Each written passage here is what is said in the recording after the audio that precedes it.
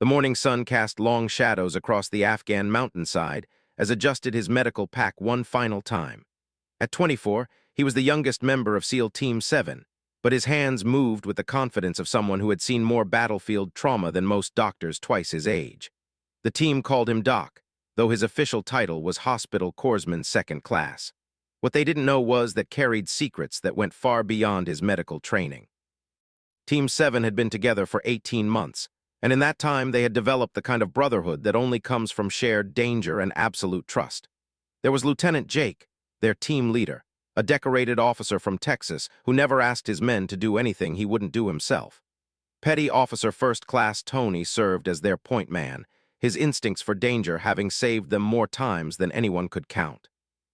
Senior Chief David was their communications specialist, a quiet man who could make any piece of technology work in the most impossible conditions.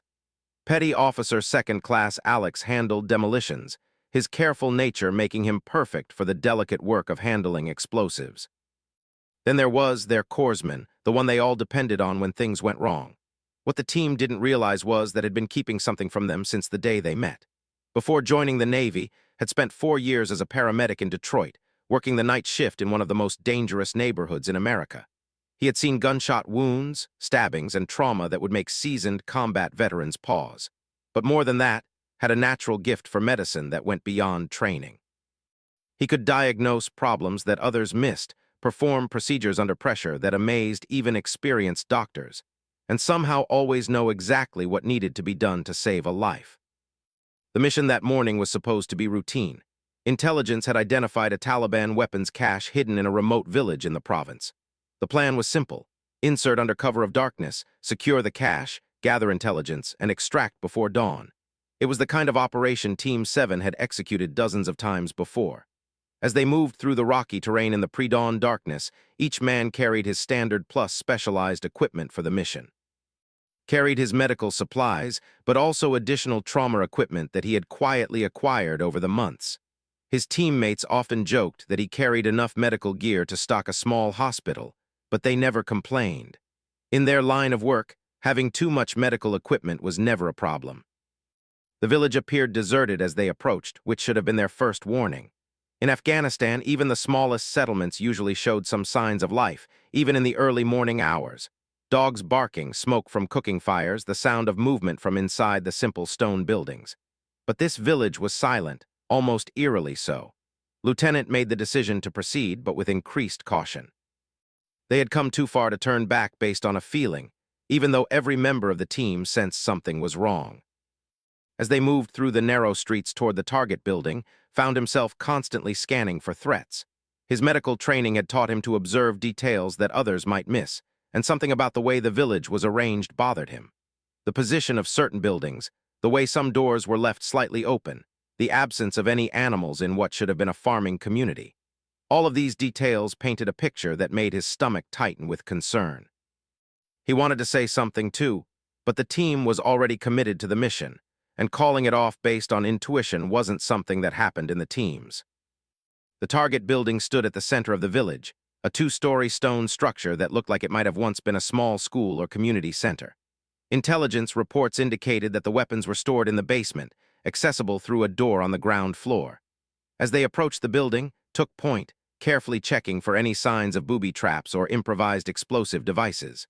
The door was unlocked, which was another red flag, but they had no choice but to continue forward. Made the tactical decision to split the team, within clearing the upper floor while and secured the basement. The basement stairs were narrow and steep, carved directly into the rock beneath the building. As they descended, felt his unease growing stronger. The air in the basement was too still, too quiet. There was a smell that he couldn't quite identify, something that triggered his medical instincts in a way that made him want to grab and pull him back up the stairs. But the mission came first, and his job was to follow orders and be ready to provide medical support if needed. He had no way of knowing that in just a few minutes, all of his hidden skills and experience would be put to the ultimate test. At the bottom of the stairs, they found exactly what intelligence had promised: wooden crates filled with AK-47 rifles, ammunition, rocket-propelled grenades, and improvised explosive devices. It was a significant cache, enough weapons to supply a small army of insurgents for months. As and began photographing the weapons and gathering intelligence, maintained security, his eyes constantly moving between the stairs and the shadows in the corners of the basement. Something still felt wrong, but he couldn't put his finger on what it was. The weapons were there, exactly as reported. The building had been easy to access. Everything was going according to plan, which in his experience was usually when things went very, very wrong. The explosion, when it came, was not where any of them expected it. Instead of coming from the basement where they were working, or from upstairs where and were clearing rooms, it came from somewhere outside the building. The sound was massive, the kind of deep, earth-shaking boom that could only come from a very large amount of explosives detonating all at once. The building shook, dust rained down from the ceiling, and suddenly the basement was filled with the acrid smell of explosive residue, and something else that immediately recognized as the smell of burning flesh and blood. Was on the radio instantly, trying to raise but getting only static in response. Was working frantically with his equipment, trying to re-establish communication with their command post, but something was interfering with their signals. As the dust settled, they could hear sounds from outside, shouting in Pashto, the distinctive crack of AK-47 fire, and worst of all, screaming that sounded distinctly American. Felt his medical training take over, his body flooding with adrenaline as he realized that his teammates were wounded and in immediate danger. Without waiting for orders, started toward the stairs, his medical pack already in his hands. Grabbed his arm, shaking his head, but pulled free. "They're hurt, sir," he said simply, his voice carrying a tone of authority that surprised even him. "I can hear it in the sounds they're making. We need to get to them now, or we're going to lose them both." Looked into his eyes and saw something there that he had never seen before, a kind of professional certainty that went beyond anything he would have expected from their young corpsman. Against his better tactical judgment, nodded, and the three of them started up the stairs toward whatever horror waited above. As they reached the ground floor, the full scope of the situation became clear. The explosion had not been in their building, but in the structure directly across the narrow street. The blast had been so powerful that it had brought down most of that building's walls, sending chunks of stone and metal flying in all directions. Some of that debris had crashed through the windows of their building, and that was when saw them. Was lying near what had been a window, his left leg bent at an impossible angle, blood pooling beneath him from what appeared to be severe arterial bleeding. Was slumped against a wall, conscious but clearly in shock, his face pale and his breathing rapid and shallow. Blood was running down his face from a head wound, and his left arm was hanging uselessly at his side. What happened next would be talked about in the teams for years to come, though the full story would never be officially recorded. Moved with a speed and precision that seemed almost impossible, as if he had somehow shifted into a different gear entirely. Weiland took defensive positions and tried to figure out their tactical situation, went to work on his wounded teammates with skills that went far beyond anything they had ever seen from him before. He reached first, immediately identifying the source of the arterial bleeding and applying pressure in exactly the right spot to slow the flow of blood. With his free hand, he was already opening his medical pack, pulling out supplies with the kind of automatic precision that spoke of hundreds of hours of practice under pressure. "I need you to hold pressure right here," told, guiding the lieutenant's hands to the exact spot on his leg. "Don't let up no matter what happens. His femoral artery is damaged, and if we lose pressure, he'll bleed out in less than 3 minutes. Found himself following orders from his youngest team member without question, something about his tone and demeanor making it clear that this was no longer a military situation but a medical emergency, and was now in charge. While maintained pressure on the bleeding, was already moving too, his hands rapidly checking for signs of concussion and internal bleeding while simultaneously preparing an IV line. In the distance, they could hear the sound of vehicles approaching, and was trying desperately to raise anyone, on the radio to coordinate an extraction.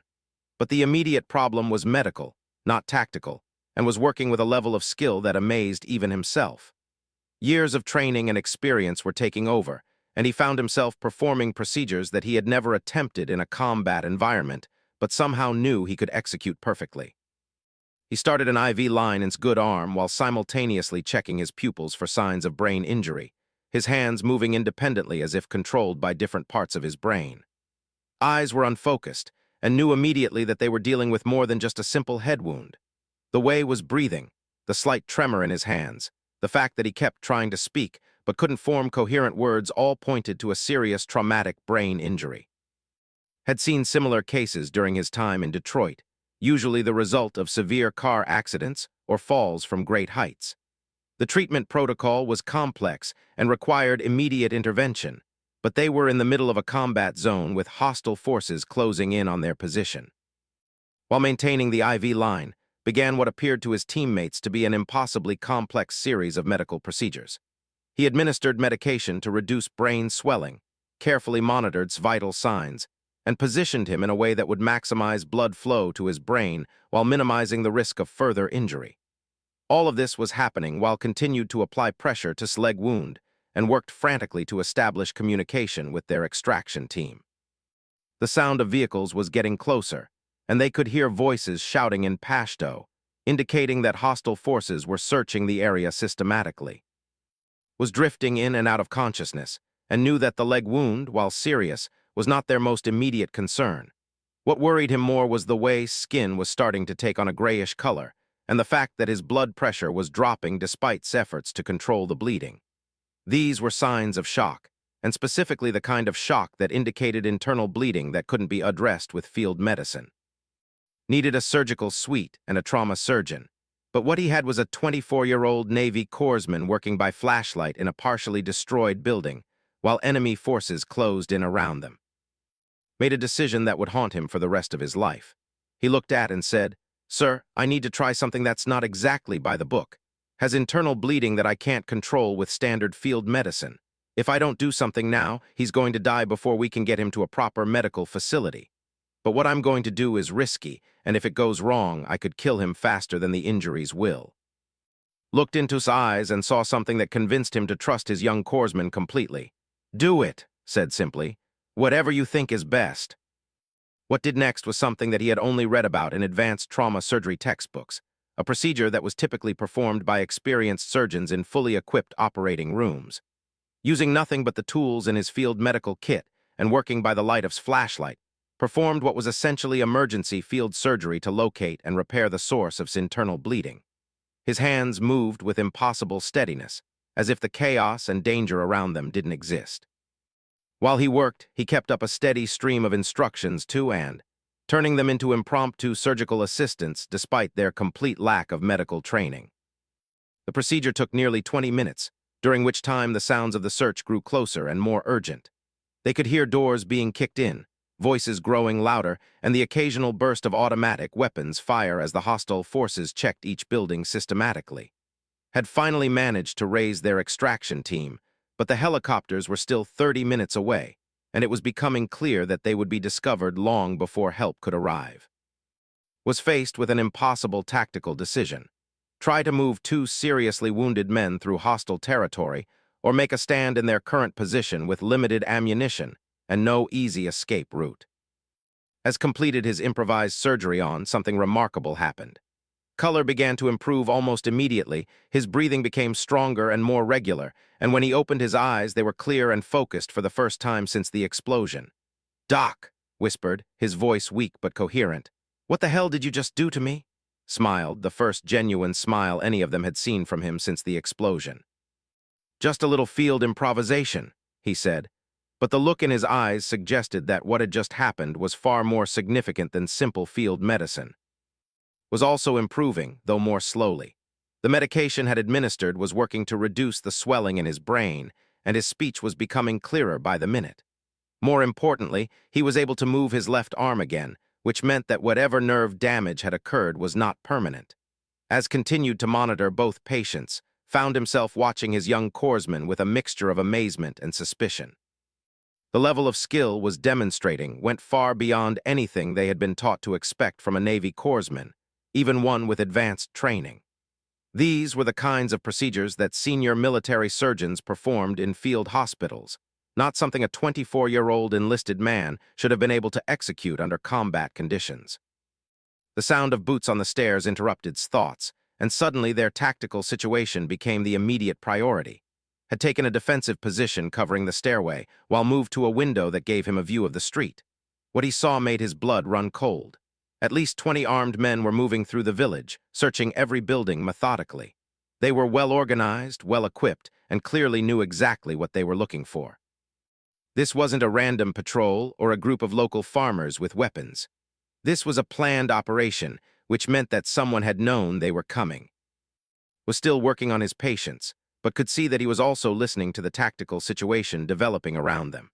When looked up and made eye contact with, the lieutenant saw something in the young man's eyes that he had never noticed before. It was the look of someone who had been in similar situations before, someone who understood exactly how bad their situation had become and was already thinking about what would need to be done to get them all out alive. "Sir," said quietly, "I need about 10 more minutes to stabilize them for movement. Can you give me that much time?" Did some quick calculations in his head. 10 minutes was a long time when hostile forces were closing in, but moving seriously wounded men before they were properly stabilized was likely to kill them just as surely as staying and fighting. "We'll make it work," said, though privately he wasn't sure how. Was monitoring the radio traffic and trying to coordinate with their extraction team. But the helicopters were still at least 20 minutes out, and there was no guarantee they would be able to land in a hostile area even when they arrived. As if reading's thoughts spoke again. "Sir, I know you're wondering how I'm able to do all this. The truth is, I had 4 years of experience as a paramedic before I joined the Navy. I've seen trauma like this before, and I've learned some techniques that aren't exactly standard military medicine. I should have told you and the team about my background, but I thought it might make you think I wasn't committed to being a SEAL Corpsman." Nodded, filing away this information for later discussion. Right now, the important thing was that clearly knew what he was doing, and his unconventional skills might be the only thing that saved and. The next few minutes passed in tense silence, broken only by the sound of working and the distant voices of their pursuers. Was sitting up now, though still pale and weak. Was alert and speaking coherently, though continued to monitor him carefully for signs of deteriorating brain function. Both men were stable enough to move, but they would need help, and any kind of running or rapid movement was out of the question. Was trying to figure out how they could possibly evacuate 2 wounded men through 20 armed hostiles when suddenly grabbed his arm. "Sir," whispered urgently, "I'm picking up radio traffic that suggests they know exactly where we are. This wasn't a random search. Someone told them we would be in this building." The implications of words hit all of them immediately. If their position had been compromised, then their extraction might also be compromised. The helicopters could be flying into a trap, and even if they managed to survive the next few minutes, they might not have any way to get out of the area. Felt the weight of command settling heavily on his shoulders, as he realized that every decision he made in the next few minutes could mean the difference between life and death for his entire team. Had finished his preparations and was helping to his feet when they heard the sound they had been dreading, boots on the stairs leading to their floor. The search had reached their building, and in moments they would be discovered. Made a quick tactical assessment of their situation. They had limited ammunition, 2 wounded team members who could barely walk, and nowhere to run even if they could fight their way out of the building. By any reasonable military standard, their situation was hopeless. But as looked around at his team, he saw something that gave him hope. Was standing despite his injuries, was checking his weapon despite his head wound, was calmly preparing his equipment for destruction to prevent it from falling into enemy hands, and was methodically packing his medical supplies while maintaining a calm, professional demeanor that suggested he had been in similar situations before. The sound of boots grew closer, and realized they had perhaps 30 seconds before their position would be discovered. In that moment, did something that surprised everyone, including himself. He stepped forward and spoke with quiet authority. "Sir, I have an idea, but you're not going to like it. There's a drainage tunnel that connects to the basement of this building. I noticed it when we first came down the stairs, but didn't mention it because it's too small for normal tactical movement. But if we can get down there, it leads to a culvert system that runs under the village and comes out about 300 meters from here."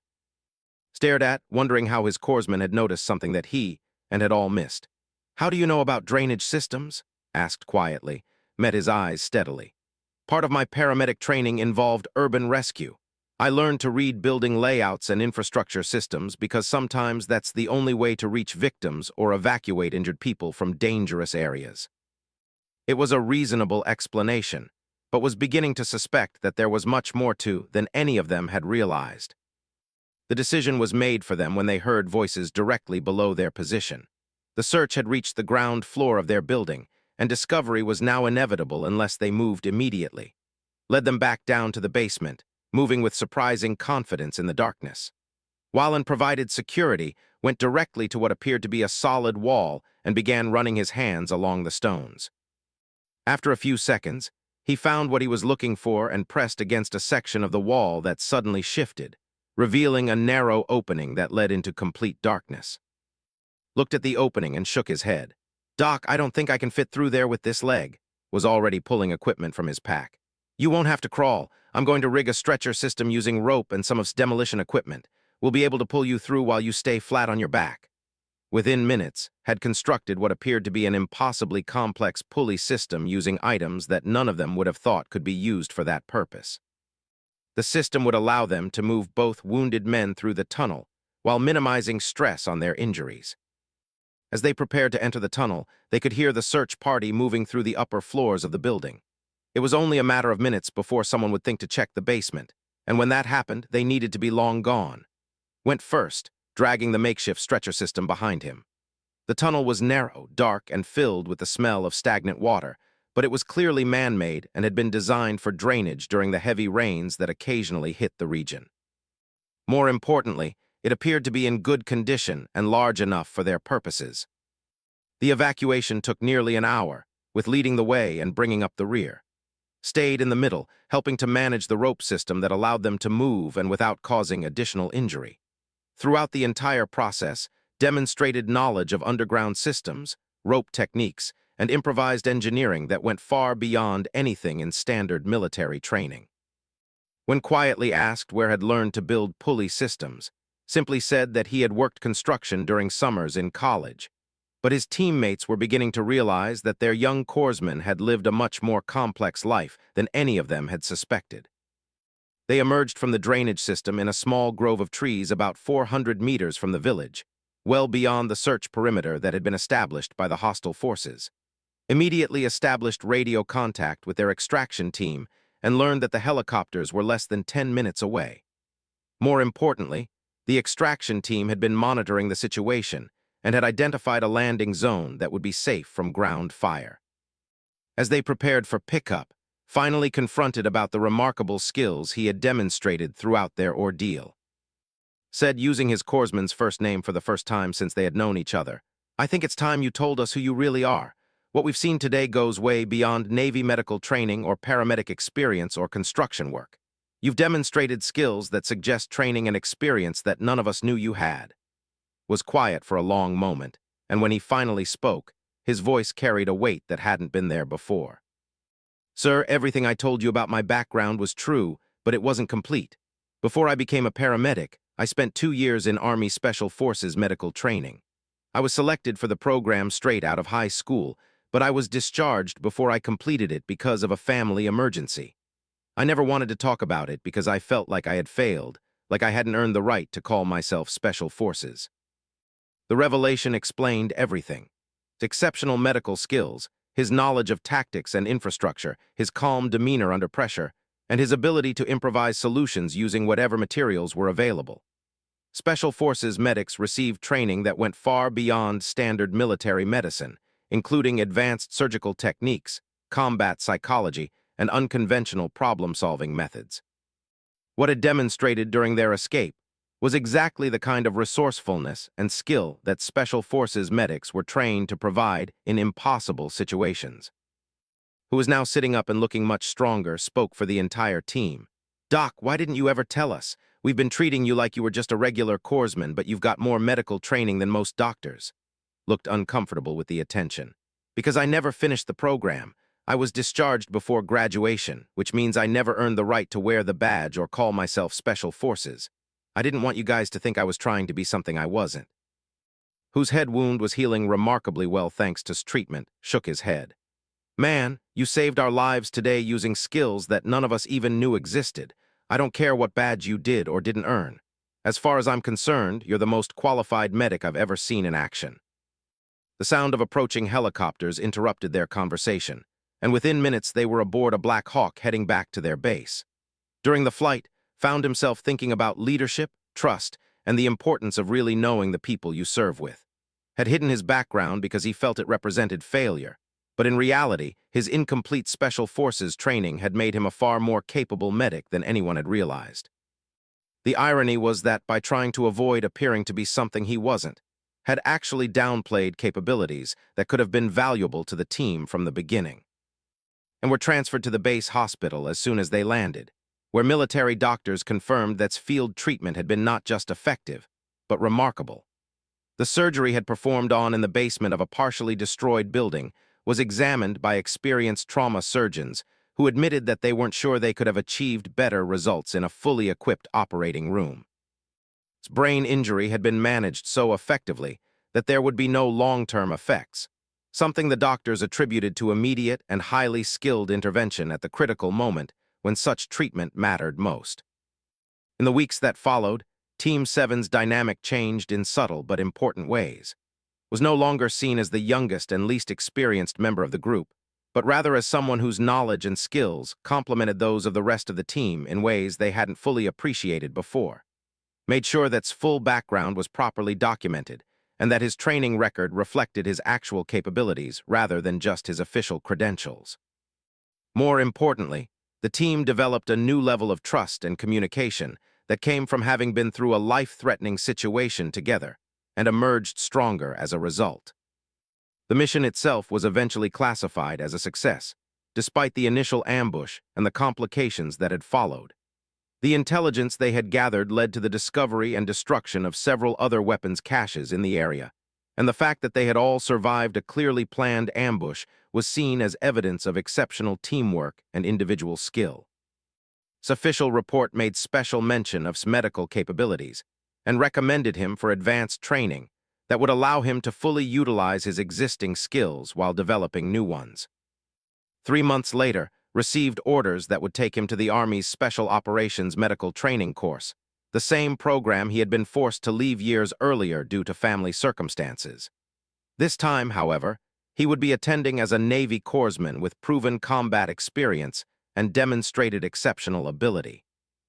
His teammates threw him a going-away party the night before he left and presented him with a small medical kit that had been engraved with the words Special Forces Medic and the date of their mission. "You earned this," said simply, "and we all know it." On his last day with Team 7, sat down with for a final conversation about the mission and its aftermath. Asked him if he had any regrets about not revealing his background sooner and thought for a moment before answering. "No, sir. I think everything happened the way it was supposed to happen. If you had known about my training from the beginning, you might have relied on me too much or expected things from me that I wasn't ready to deliver. Going through that mission the way we did, with everyone contributing what they could when they needed to, taught all of us things about ourselves and each other that we wouldn't have learned otherwise." Nodded, understanding what meant. The young man who had joined Team 7 18 months earlier had been competent and reliable, but the person who was leaving was someone who had discovered his own capabilities under the most extreme circumstances possible and had proven himself worthy of the trust his teammates placed in him. More than that, had learned that his incomplete Special Forces training didn't represent failure, but rather preparation for the moment when those skills would be needed most. Sometimes, reflected, the most important qualifications aren't the ones listed in official records, but the ones that emerge when ordinary people are faced with extraordinary challenges and find within themselves the strength and skill to rise to the occasion. Years later, when members of Team 7 would tell the story of their mission in Afghanistan, they would always emphasize that what made the difference wasn't superior firepower or perfect planning, but having the right person with the right skills in the right place at the right time. Had been that person, not because of any official designation or completed training program, but because when his teammates needed him most, he had been willing to use every skill he possessed, regardless of where he had learned it or whether he felt he had officially earned the right to do so. In the end, that willingness to step forward when lives were on the line was worth more than any badge or certificate could ever represent.